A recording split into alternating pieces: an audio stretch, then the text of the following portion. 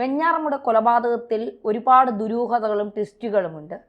അനിയനെ ജീവന് തുല്യം സ്നേഹിച്ച അനിയനെ, ഒരുപക്ഷെ കാമുകിയേക്കാൾ അഫാൻ ജീവന് തുല്യം സ്നേഹിച്ചത് അനുജനെയാണ്. 13 വയസ്സുള്ള അനുജനെ കൊല്ലാൻ എങ്ങനെ മനസ്സ് വന്നു എന്നൊക്കെയുള്ളൊരു ചോദ്യം. സ്വന്തം ഉമ്മയെയും പ്രണയിനിയും ഒക്കെ സ്നേഹിച്ചതുപോലെയല്ല അനുജനെ. പക്ഷെ അനുജൻ്റെ തലയിൽ T ആകൃതിയിലുള്ള ഒരു മുറിവുണ്ട് എന്നാണ് ഇപ്പോൾ പോലീസ് കണ്ടെത്തിയിരിക്കുന്നത്. മാത്രമല്ല ഇതിൻ്റെ പിന്നിൽ മറ്റൊരാൾ കൂടി ഉണ്ടോ എന്നൊരു സംശയം കൂടി ഇപ്പോൾ പുറത്തു വരുന്നു. എന്താണ് ഇതിൽ ദുരൂഹത പോലീസ് വെളിപ്പെടുത്താൻ മടിക്കുന്നത്?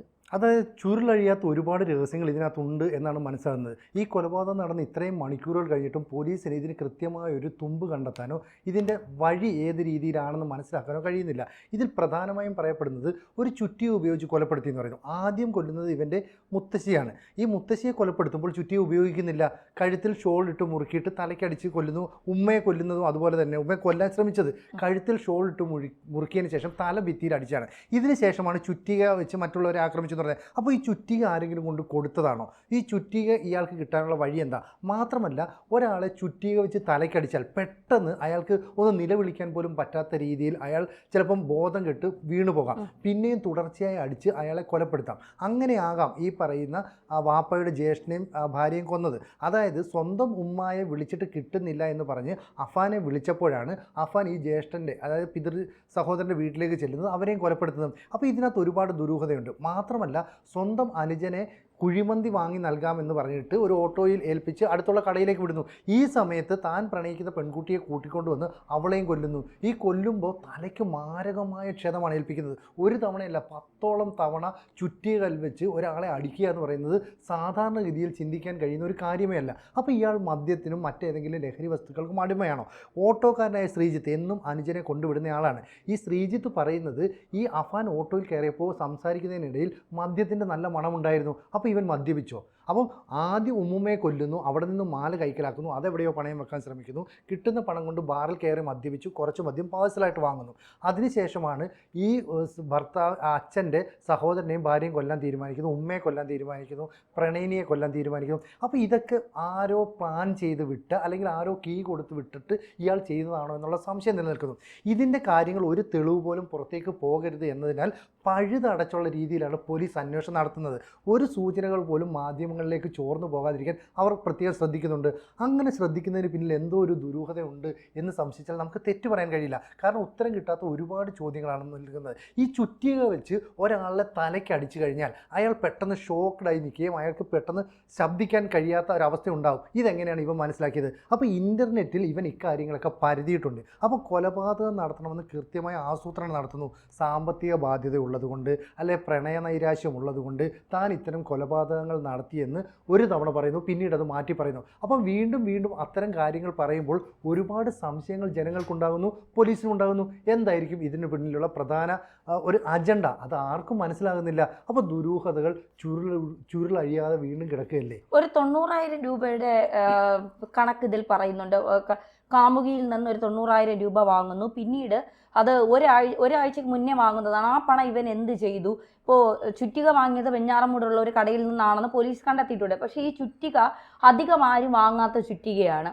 ഇത് തന്നെ ഇവൻ തിരഞ്ഞെടുത്തത് എങ്ങനെയാണ് എന്നുള്ളൊരു ചോദ്യമുണ്ട്. മാത്രമല്ല ഈ പ്ലാനിംഗ് ഒക്കെ ഗൂഗിളിൽ സെർച്ച് ചെയ്തിരുന്നു. അതാണ് ഇപ്പോൾ പോലീസ് പരിശോധിക്കുന്നത്. കാരണം ഈ നമ്മൾ ഈ പെട്ടെന്നൊരാൾ അപ്രതീക്ഷിതമായി തലക്കടിക്കുമ്പോൾ ഒരു സ്വാഭാവികമായ ഒരു വിളി ഉണ്ടാകും. അതുപോലും അയൽവക്കക്കാർ കേൾക്കാതെയാണ് എല്ലാ മരണങ്ങളും നടത്തിയിരിക്കുന്നത്. അപ്പോൾ മയക്കി കിടത്തിയിട്ട് അല്ലെങ്കിൽ ബോധരഹിതയാക്കിയിട്ട് ചെയ്തതാണോ എന്നൊക്കെയുള്ള ചോദ്യങ്ങൾ ഇവിടെ ഏറ്റവും ക്രൂരമായി കൊലപ്പെടുത്തിയത് കാമുകിയാണ്. കാമുകിയെ മുഖമൊക്കെ വികൃതമാക്കി മാംസം തലയിൽ നിന്ന് പുറത്തു വന്നെന്നൊക്കെയാണ് പറയുന്നത്. അത്രയും വികൃതമായ രീതിയിലാണ് ആ പെൺകുട്ടിയെ കൊലപ്പെടുത്തിയിരിക്കുന്നത്. അപ്പോൾ ഇത്ര സ്നേഹിക്കുന്ന, താൻ ജീവന് തുല്യം സ്നേഹിക്കുന്ന അനിയനെയും കാമുകിയും ഒക്കെ ഇങ്ങനെ കൊല്ലാൻ പ്രേരിപ്പിച്ച ലഹരി മാത്രമായിരിക്കുമോ? അതാണ് ഇവിടെ സംശയമുള്ളത്. കാരണം രാവിലെ 11 മണിക്കാണ് ഇവൻ ഈ പരിപാടികളൊക്കെ ആസൂത്രണം ചെയ്യുന്നത്. എന്ന് പറഞ്ഞാൽ 7 മണിക്കൂറിന് ശേഷം വൈകുന്നേരം 6 മണിയോടെ പോലീസ് സ്റ്റേഷനിലെത്തി കീഴടങ്ങുകയാണ്. ഞാൻ ഇത്ര പേരെ കൊന്നു. എന്നിട്ട് അവൻ്റെ സുഹൃത്തിൻ്റെ അടുത്ത് പറയുന്നത്, മച്ചാനെ ഞാൻ 5-6 പേരെ കൊന്നിട്ടുണ്ട് എന്നൊക്കെ പറയുന്നു. അപ്പോൾ സ്വന്തം ചോരയിലുള്ള സ്വന്തം കൂടപ്പിറപ്പിനെ ഉൾപ്പെടെ കൊല്ലാനുള്ള ഒരു മാനസികാവസ്ഥ ഇവനിലേക്ക് എത്തണമെങ്കിൽ ഇവൻ ഒരു ദിവസം കൊണ്ട് ഇത് തീരുമാനിച്ചതല്ല. മാത്രമല്ല ഇവൻ കുറച്ച് ആഡംബരപ്രിയനാണ്. പുതിയ ബൈക്കുകൾ വേണം, പുതിയ മൊബൈൽ ഫോൺ വേണം, ഡ്രസ്സ് വേണം.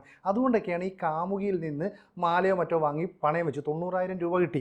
ഈ പണം കയ്യിലുള്ളപ്പോൾ പിന്നെയും എന്തിനാണ് ഈ ഉമ്മുമ്മയുടെ കയ്യിലുള്ള മാല തട്ടിയെടുക്കണം എന്നുള്ള ചിന്ത ഇവനിലേക്ക് ഉണ്ടായത്? അപ്പോൾ ഇവൻ്റെ ആറ്റിറ്റ്യൂഡിൽ, ഇവൻ്റെ സ്വഭാവത്തിൽ ഒരുപാട് വൈകൃതങ്ങളുണ്ട് എന്നത് വ്യക്തമാണ്. പക്ഷേ ഈ വൈകൃതങ്ങൾ എന്താണെന്ന് തുറന്നു പറയാൻ ഇവൻ്റെ അടുത്ത ബന്ധുക്കൾ പോലും തയ്യാറാകുന്നില്ല.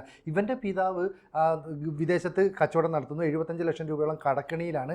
അയാൾക്കിപ്പോൾ നാട്ടിൽ വരാൻ പോലും കഴിയാത്തൊരവസ്ഥയാണ്. അത്രയും പ്രതിസന്ധിയിൽ നിൽക്കുന്ന ഒരു സമയത്ത് സാമ്പത്തിക ബുദ്ധിമുട്ട് മൂലം ഒരു ചെറുപ്പക്കാരൻ ഇങ്ങനെയൊക്കെ ചെയ്തു എന്ന് നമുക്ക് വിശ്വസിക്കാൻ പറ്റില്ല. മാത്രമല്ല സിന്തറ്റിക് ലഹരി പോലെയുള്ള ആധുനിക ലഹരി വസ്തുക്കളൊക്കെ നമ്മുടെ നാട്ടിൽ ഇപ്പോൾ സുലഭമാണ്. ചെറുപ്പക്കാർക്കിടയിൽ ഇത് കിട്ടുന്നുണ്ട്. അപ്പോൾ ഇവൻ ആരുമായി അധികം ബന്ധമില്ല. ഇവൻ എപ്പോഴും അറ്റാച്ചുള്ള സ്വന്തം സഹോദരൻ 14 വയസ്സുള്ള കുട്ടിയോടാണ്. അവന് ശ്വാസമുട്ടലിൻ്റെ അടക്കം പ്രശ്നമുള്ളത് കൊണ്ട് ഒന്നുകിൽ ഓട്ടോയിൽ ഇവനെ കൊണ്ടുവിടും, അല്ലെങ്കിൽ ഈ ജ്യേഷ്ഠൻ്റെ കൂടെ പോവുള്ളൂ. അവനും അത്രയ്ക്ക് അറ്റാച്ച്മെൻ്റാണ്. അതുകൊണ്ടാണ് കുഴിമന്തി വാങ്ങി നൽകാമെന്ന് പറഞ്ഞിട്ട് ഇവനെ കടയിലേക്ക് കൊണ്ടുപോകുന്നത്. അതിനുശേഷം ഇവനെ സ്ഥിരമായി സ്കൂളിലേക്ക് കൊണ്ടുപോകുന്ന ഓട്ടോ ഡ്രൈവർ ശ്രീജിത്താണ് ഇവനെ കുഴിമന്തിയുമായിട്ട് തിരിച്ച് വീട്ടിലെത്തുന്നത്. എന്നിട്ട് ഉമ്മ എന്ന് വിളിച്ച് അകത്തേക്ക് പോകുന്ന കുട്ടിക്ക് ഉമ്മയെ കിടക്കുന്നതാണ് കാണുന്നത്. ഈ ഉമ്മയുടെ വായിൽ നിന്നും ശബ്ദമൊന്നും കേൾക്കുന്നില്ല, അനക്കമൊന്നും ഇല്ല എന്ന് പറയുന്ന സമയത്ത് തന്നെ ഈ ജ്യേഷ്ഠൻ ഇവനെ കൊണ്ടുപോയിട്ട് ക്രൂരമായി മുഖത്തും തലയ്ക്കും ചുറ്റികളിൽ ചടിക്കുകയാണ്. ഒരു സാധാരണ മാനസികാവസ്ഥയുള്ള ഒരാൾക്ക് ഒരിക്കലും ഇത് ചെയ്യാൻ കഴിയില്ല. അപ്പം ബ്ലാക്ക് മാജിക് പോലെയുള്ള പല കാര്യങ്ങളും തിരുവനന്തപുരം മേഖലയിൽ പലരും ചെയ്യുന്നതായിട്ട് നമ്മൾ കേട്ടിട്ടുണ്ട്. അത്തരത്തിൽ എന്തെങ്കിലും കാര്യത്തിൽ ഇവൻ അഡിക്റ്റ് ആയോ? മാത്രമല്ല ഇവനൊരു ഇസ്ലാം മത വിശ്വാസിയാണ്. അത്തരം കാര്യങ്ങളിലേക്ക് ആകർഷിക്കപ്പെടാനുള്ള സാധ്യത കുറവാണ്. അതുകൊണ്ട് തന്നെയാണ് പോലീസ് ചില കാര്യങ്ങൾ ഇപ്പോൾ പുറത്തു വിടാതെ മറച്ചു വെക്കുന്നത്. അപ്പോൾ ദുരൂഹത വീണ്ടും വർദ്ധിപ്പിക്കുകയാണ്.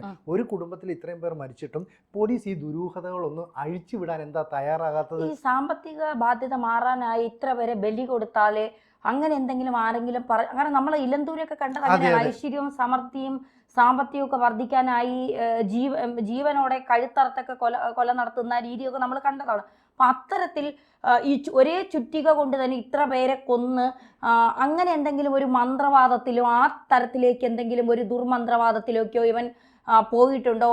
അത്തരം വിശ്വാസങ്ങളിൽ തൊട്ടാൽ വലിയ പ്രശ്നമുണ്ടാകുമെന്ന് കരുതിക്കൊണ്ടാണോ പോലീസ് ഇനി പലതും മറച്ചു വെക്കുന്നത്? കാരണം ഈ ബാലനാപുരത്ത് 2 വയസ്സുകാരിയായ പെൺകുട്ടിയെ കൊലപ്പെടുത്തിയ സമയത്ത് പോലീസ് ഇത് പറഞ്ഞാൽ സമൂഹത്തിൽ അത് വലിയ രീതിയിൽ തെറ്റിദ്ധാരണയുണ്ടാക്കുമെന്ന് പറഞ്ഞുകൊണ്ടാണ് ആ സഹോദരനും സഹോദരിയും തമ്മിലുള്ള ബന്ധത്തെക്കുറിച്ച് വളരെ ദിവസങ്ങൾക്ക് ശേഷമാണ് പോലീസ് അക്കാര്യങ്ങൾ പുറത്തുവിട്ടത്.